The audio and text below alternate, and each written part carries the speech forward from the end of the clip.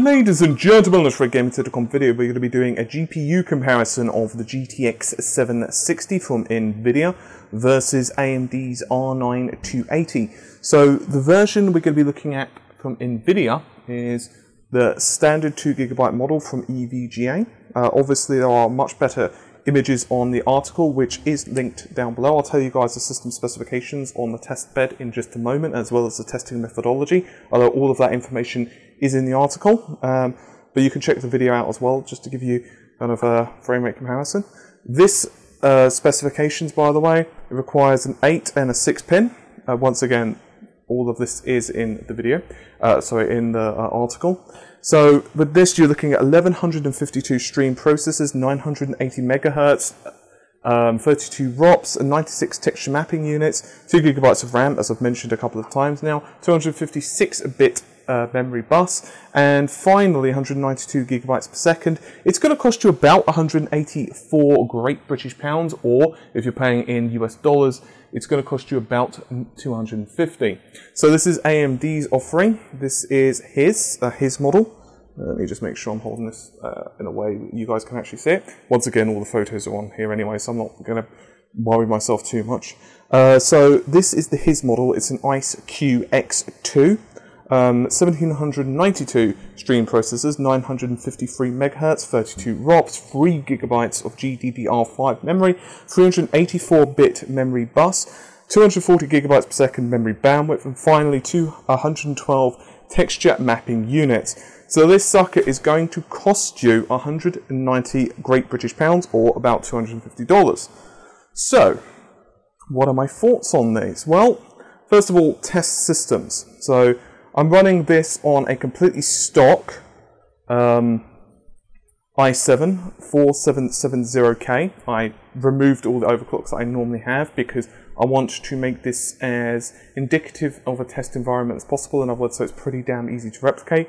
In case you're wondering, it is the latest drivers for both systems. And finally, I basically clean installed for both cards, and I've run the test a couple of times. So all the frame rates you're seeing are basically the best represented, in other words, the highest for each card when I run the tests. So, what is there to say? Well, both cards are pretty nice in terms of performance. This is actually one of those times where I'm just going to put them down so I don't drop them and destroy everything. This is actually one of those times I don't think there's an actual massive clear winner. However, AMD does have a slight performance advantage. How much is slight? Well, you can probably see it throughout the video anyway.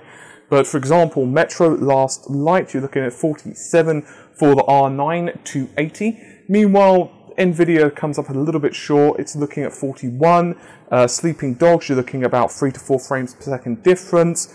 Same with Batman, you're looking at, let's say, 78 on the 760. Meanwhile, on the on the R9, you're looking at about 83. Now, I have to confess, one of the areas I was extremely impressed with regards to AMD was actually Mantle. I actually wasn't too sure how Mantle was going to function when I went in. Now, obviously, Mantle is the API, it's proprietary to AMD. And I was a little bit uncertain, and I'll tell you why, because at the end of the day, this is not the 290 or say the 290X.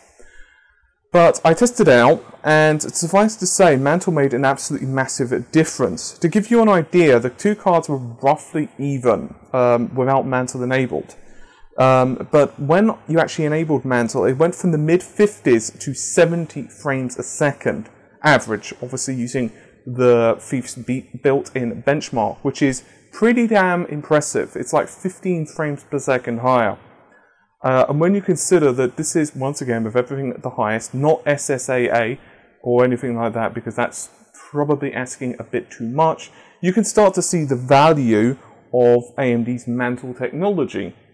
So hopefully we see more games take advantage of this. Right now, obviously, not too many games are out. You've got like the Battlefield Hardline beta, I believe, takes it, but certainly Battlefield 4, you've got Thief, you've got a few other titles as well, and there are quite a few that are coming into the works over the next couple of months and certainly over the next year. Obviously, this as well is a great indication of what DX12 is going to be finally unleashing. What do I prefer in terms of control panels? To be honest, I don't really prefer either. I am used to AMD and I'm used to Nvidia. I don't really have a preference. One benefit of Nvidia is you do get downsampling, which is a lot easier to get working than it is on AMD. The problem is, I noticed when I was doing downsampling, quite simply put, the GTX, the GTX 760 ran out of memory a couple of times. It basically hit memory walls, and I specifically noticed this on games such as Crysis. Other games, it didn't really affect it too badly. For some reason, Metro, for example, during the benching, it doesn't really require loads and loads of memory. But a lot of games were hitting the VRAM limit, and therefore, you're probably not going to be wanting to run these cards at 1440p, especially since really they don't really have enough pixel pushing power. It's a bit of a shame. Certain games like Tomb Raider, you're probably just about going to have enough grunt, but others like Metro, just no way, really.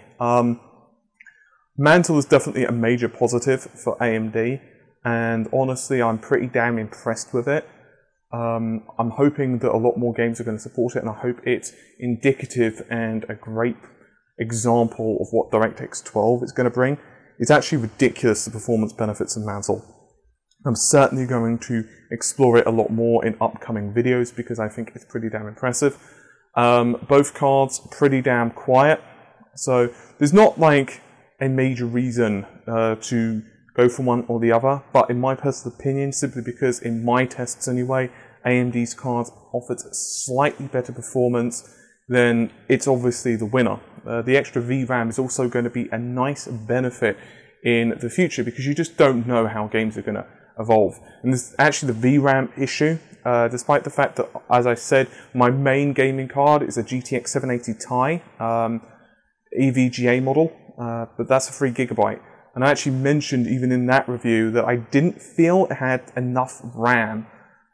It's fine for the most part, but 3 gigs is like, it's pushing it on 1440p, especially if you start to do downscaling or if you're running like a large monitor. So in this case, 2 gigs is probably enough, but I definitely feel that 3 is the way to go, ideally. The extra memory bandwidth as well from AMD's card definitely helps in some situations to maintain a slightly better average frame rate, but everything else, it's, you know, horses for courses. I like both cards, but definitely the performance advantage, at least in the testing that I've done, AMD's card does take it. So unless you've got a very specific reason to want to go with Nvidia, I would recommend AMD's cards. Both offer pretty damn much the same in terms of the noise values. That card, the IceQ2, or X2 rather, at default fan profiles, even overclocked, absolutely no issue whatsoever. And to add to it, both cards overclocked like absolute demons. I got 150 MHz extra out of the core on Nvidia's offering.